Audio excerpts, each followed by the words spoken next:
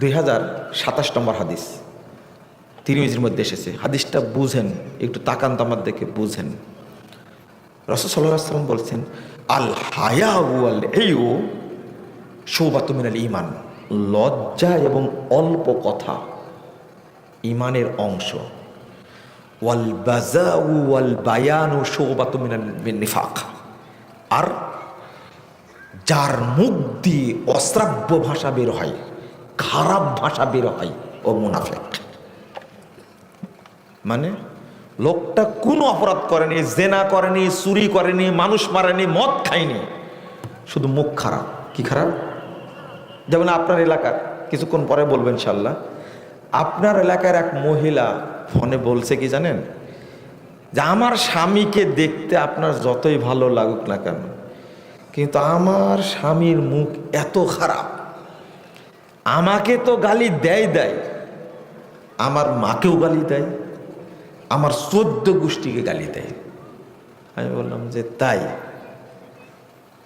তো এই লোকের মধ্যে কি ঈমান আছে? কি লোকটা? কি বলেন? ও আপনার এলাকার কথা বলেছি তাই? আপনার মুখ এত খারাপ কেন? কথাগুলো বউকে গালি দেন কেন আপনি? বলবো না কেন আপনি?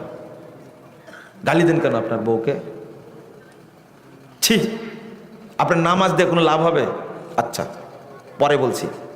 দুই নম্বর ওয়াল বায়ান। খেয়াল করেন, ওয়াল বায়ান মানে এই লোকটা মুখ দিয়ে খারাপ কথা বলে না, চুরি করে না, ডাকাতি করে না, কিচ্ছু করে না। এই লোকের শুধু অপরাধ বক বক করে। কি করে? বেশি কথা বলে। আল্লাহর নবী বলছেন ওর মধ্যে ঈমান নাই, ও মুনাফিক। বুঝেননি মনে, তাই না? এই লোকটা খারাপ কথা বলে না, এই লোকটা মিথ্যা কথা বলে না, এই লোকটা মদ খায় না, গাঁজা খায় না, জেনা করে না, শুধু কি করে? বেশি কথা বলে। কথা বলতে বলতে বলে কি জানেন ভাই, কিছু মনে করেন না, আমি একটু বেশি কথা বলি, কথা একটু বেশি বলি, বলে না? এই বেকুবের মধ্যে যে ঈমান নাই ও বুঝেই না।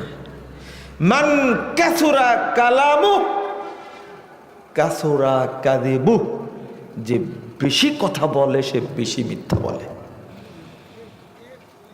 এই মুশরিফুজা থেকে শুরু হয়েছে যাত্রা, যাবেন ঢাকায়, পাশে যদি এক বুড়া লোক বসে, আপনার যেতে সময় লাগে 6 ঘন্টা, ওই দিন মনে হবে 6 মাস লাগলো আমার যেতে।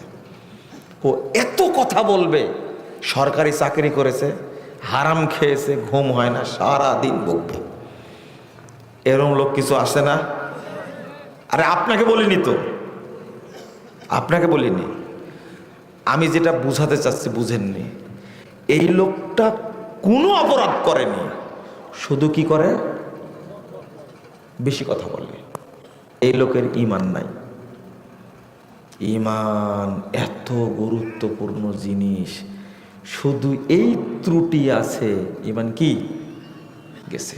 ঈমান নাই, আসবেই না আপনার কাছে যদি এই অভ্যাস থাকে। আপনি রিকশাওয়ালাকে গালি দিয়েছেন অশ্রাব্য ভাষায়। আমাকে একজন বলছেন যে আমার স্যারের সবচেয়ে ভালো ভাষা হলো শুয়োরে বাচ্চা। নাউযুবিল্লাহ, আস্তাগফিরুল্লাহ। আমি উদাহরণ দিতে গিয়ে বললাম মুখ দিয়ে, সত্য কথা, আল্লাহ আমাকে মাফ করুন, উদাহরণ দিতে গিয়ে ভাষাটা উল্লেখ করলাম, আমি মনে হচ্ছে আমারই ঈমান নাই। আমার ঈমান থাকলে এই ভাষাটা আমি উচ্চারণ করতে পারতাম না। আপনি কি বুঝতে পারছেন কথা? এটা হলো ঈমানের পাওয়ার। এবার বলেন তো, যে জেনা করে তার মধ্যে ঈমান থাকে? চুরি করে, ডাকাতি করে, মদখোরের মধ্যে থাকে, বিড়িখোরের মধ্যে থাকে। বিড়িখোরের মুখটা এত দুর্গন্ধ রে ভাই, বাথরুমের চেয়েও বেশি গন্ধ করেছে। বাথরুমে বসে তো হাজাত ছাড়া যায়, কিন্তু বিড়িখোরে খাটাসের কাছে বসে থাকা যায় না। ওর মুখটা এত খারাপের খারাপ। আবার বলে আমার মধ্যে ঈমান আছে, তাই না? বুঝেননি মনে হয়, তাই না? বুঝেননি?